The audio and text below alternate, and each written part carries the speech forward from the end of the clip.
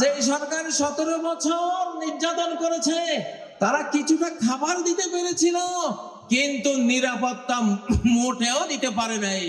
এই জন্য তারাও বিদায় হয়েছে। আমরা এই সরকারের কাছে আমাদের দাবি, আজকে যে আমাদের পঞ্চমুখ হয়েছে, মুখ খুলে আমরা হৃদয় উজাড় করে দিয়ে কথা বলতে পারছি, স্লোগান তুলতে পারছি, আমরা মাহফিল করতে পারছি, আমরা ঘরে ঘরে নিরাপদে ঘুমাতে পারছি, আমরা আমাদের স্ত্রী বউ বেটে নিয়ে নিরাপদে ঘুরতে পারছি, আমরা এই দেশে ব্যবসা বাণিজ্য, বিদ্যালয়, আমাদের যত যত সামাজিক কাজকর্ম আছে সব নিরাপদে করতে পারছি।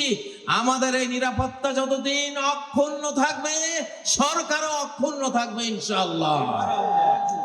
আমাদের জনগণের পেটে খাবার চাই, দ্রব্যমূল্যের ঊর্ধ্বগতি টেনে ধরতে হবে। বাংলাদেশের প্রতি ইঞ্চি ভূমিকে আমরা ফসলি জমিতে পরিণত করতে চাই ইনশাআল্লাহ। আল্লাযী আত'আমাহুম মিন জু, যে আল্লাহ ক্ষুধার সময় খাবার জুগিয়েছেন সে আল্লাহর ইবাদত করি, ঠিক না? তাহলে যেই সরকার আমাদের ক্ষুধায় খাবার জোগাবার ভূমিকা নেবে, ভূমিকা পালন করবে, আমরা সেই সরকারের পাশে থাকবো ইনশাআল্লাহ, ঠিক না? ও ভাইয়েরা, যে সরকার নিরাপত্তার কাজ করবে আমরা তাদের সাথে থাকবো। তবে আমাদের এই সরকার অধিকাংশ বড়দের সরকার, অধিকাংশ কি বড়দের সরকার। জোয়ান দুইটা পোলা ছিল নাহিদ আর আসিফ, ওদের মন্ত্রণালয় পুড়ে দিয়েছে। এটা একটা ষড়যন্ত্র, কোনো সন্দেহ নাই। এই জন্য সকল ষড়যন্ত্রের জন্য আমরা প্রত্যেকে আজ বাংলাদেশের এক একজন সৈনিক ইনশাআল্লাহ। আমরা প্রত্যেকে বাংলাদেশের সৈনিক। গতকাল এক ওয়াজ মাহফিলে বলেছিলাম, কোরআন আর লোহা একসাথে থাকে। নবীজির কোরআনও ছিল, লোহাও ছিল। লোহা মানি তলোয়ার, লোহা মানি বল্লম, লোহা মানি তীর, লোহা মানি লোহার বর্ম, লোহা মানি হেলমেট, লোহা মানি ঢাল। নবীজির কোরআনও ছিল, লোহাও ছিল। সাহাবীদের কোরআনও ছিল, লোহাও ছিল। এই জন্য তারা কোরআন দিয়ে হেদায়েত করেছে, যে হেদায়েত কবুল করেনি লোহা দিয়ে তাকে ঠান্ডা করে দিয়েছে, ঠিক নয় কি? এখন আমাদের অবস্থা কি? সরকারের কাছে লোহা আছে, কোরআন নাই। আলেম ওলামা পাবলিকের কাছে কোরআন আছে, লোহা নাই। আমরা দুইটার সমন্বয় করব ইনশাআল্লাহ। আমরা কি করব? দুইটার সমন্বয় করব। সরকারকে দাবি তুলছি, সরকার আমাদেরকে ট্রেনিং দিবে, অস্ত্র দিবে, লোহা দেবে। আমাদের কোরআন আছে, আমাদের লোহা চাই। সরকারের লোহা আছে, সরকারের কোরআন চাই। দুটার সমন্বয় হলে এই বাংলাদেশের দিকে চোখ তুলে তাকাবার কোনো মানুষ খুঁজে পাওয়া যাবে না ইনশাআল্লাহ।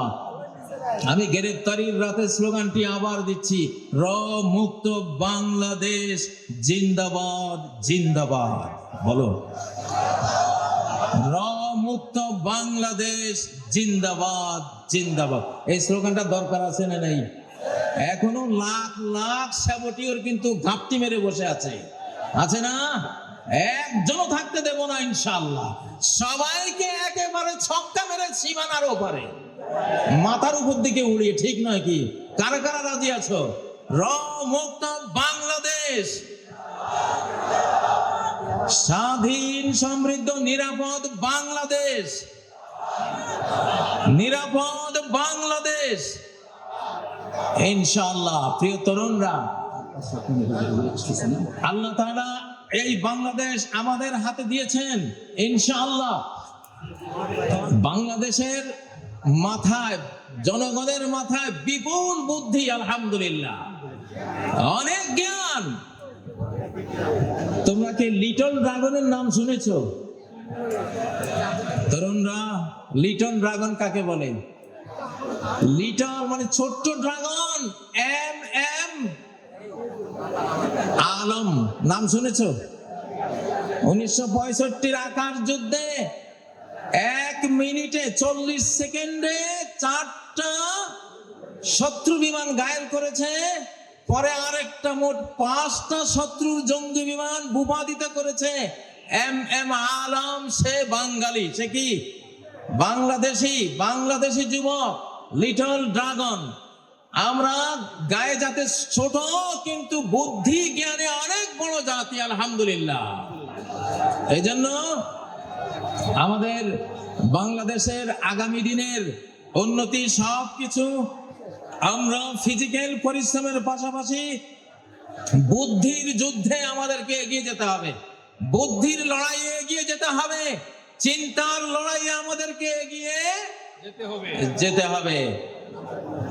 প্রিয় উপস্থিতি, আমি মাঝে মধ্যে বলি, মানব জাতির প্রথম পরাজয় হয়েছে ডাইনিং টেবিলে, যুদ্ধের মাঠে নয়।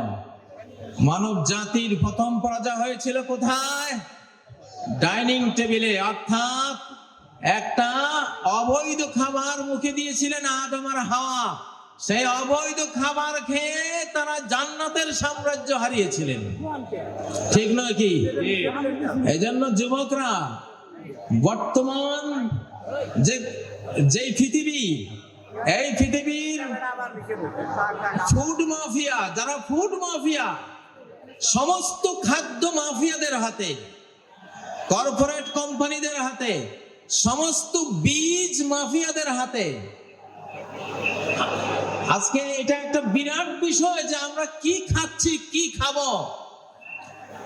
আমি পরামর্শ দেব, যেই পশুটা চলতে জানে না নিজে, হাঁটতে জানে না নিজে, ফার্মের মুরগি যেটা এক হাত বেড়া ডিঙ্গিয়ে উড়াবার ক্ষমতা রাখে না, অ্যাবনর্মাল মুরগি, নিজেই অ্যাবনর্মাল অসুস্থ মুরগি, এই গোদা মুরগি যারা খাও, তোমরা কি যুদ্ধটা করবা বাংলাদেশের জন্য? হ্যাঁ, দেশি মুরগি, আল্লাহর মুরগি খাবা। আল্লাহর মুরগি যেখানে মানুষের হাত পড়ে নাই, এইটা মোটরসাইকেলের নিচে পড়ে মুরগির মাথা ছিন্ন হয়ে গেছে, তারপরও উড়াল দিয়ে 2-3 একর পার হয়ে গিয়ে পড়ছে। ক্ষমতাটা কি? মাথা চলে যাওয়ার পরেও উড়ে। এটা হলো আল্লাহর মুরগির ক্ষমতা, ঠিক না? তো আমাদের খাদ্য যদি মানব জাতির পরাজয় ডাইনিং টেবিলে হয়ে থাকে, আমাদের ডাইনিং টেবিলে ওই খাবার আনবো যে খাবার ডাইরেক্ট আল্লাহর তৈরি, মানুষের কোনো, শয়তানের কোনো কারুকার্য সেখানে পড়ে নাই, চেঞ্জ করে নাই, চেঞ্জ ফুড বানাতে পারে নাই, আমরা সেই খাবার খাবো ইনশাআল্লাহ। সূরা আন-নিসার 119 নম্বর আয়াতে আল্লাহ তথ্য দিয়েছেন, ইবলিস কসম করেছিল, ওয়ালা আমুরান্নাহুম ফালা ইউগাইয়িরুন্না খালকাল্লাহ, আমি মানব জাতিকে কমান্ড করে করে আল্লাহর সৃষ্টিকে আমি সব পরিবর্তন করে দেব। সেই চেঞ্জ, পরিবর্তিত খাদ্য পানীয় এসব খেয়ে তারা ফিজিক্যালি ধ্বংস হবে, মেন্টালি ধ্বংস হবে, তারা স্পিরিচুয়াল, আধ্যাত্মিক ভাবে ধ্বংস হবে, চিন্তা চেতনায় ধ্বংস হবে। এইভাবে সর্বনাশ করব। এই জন্য শিশুদেরকে, নারীদেরকে এবং আমাদের নিজেদেরকে আমরা কি খাওয়াচ্ছি, আমাদের খাদ্য টেবিলে নজর দেয়া, এইটা আমাদের 1 নাম্বার কর্মসূচির মধ্যে রাখতে হবে ইনশাআল্লাহ। প্রিয় উপস্থিতি,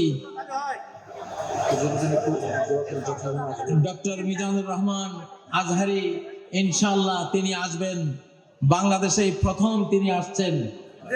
আমিও তাকে উৎসাহ জুগিয়েছি যে আমি তো এসে গেছি, তুমি আসো ইনশাআল্লাহ, আমরা একসাথে লড়াই করব। তোমরা যুবকদের আইকন ডক্টর আজহারি সাহেব আসবেন ইনশাআল্লাহ, তোমরা মন প্রাণ খুলে ওয়াজ শুনবা। এখন আমরা তো 60 পার হয়ে গেছি, এখন পৃথিবীটা আমাদের না, পৃথিবীটা তোমাদের।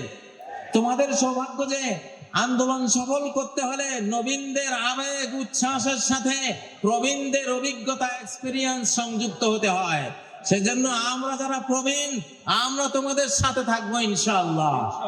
আর তোমাদের নবীন যারা আইকন আছে, তোমরা তাদেরকে নিয়ে একটা সুন্দর, একটা সোনার, নিরাপদ, স্বাধীন, সমৃদ্ধ দেশ গড়ে আমাদেরকে উপহার দেবে।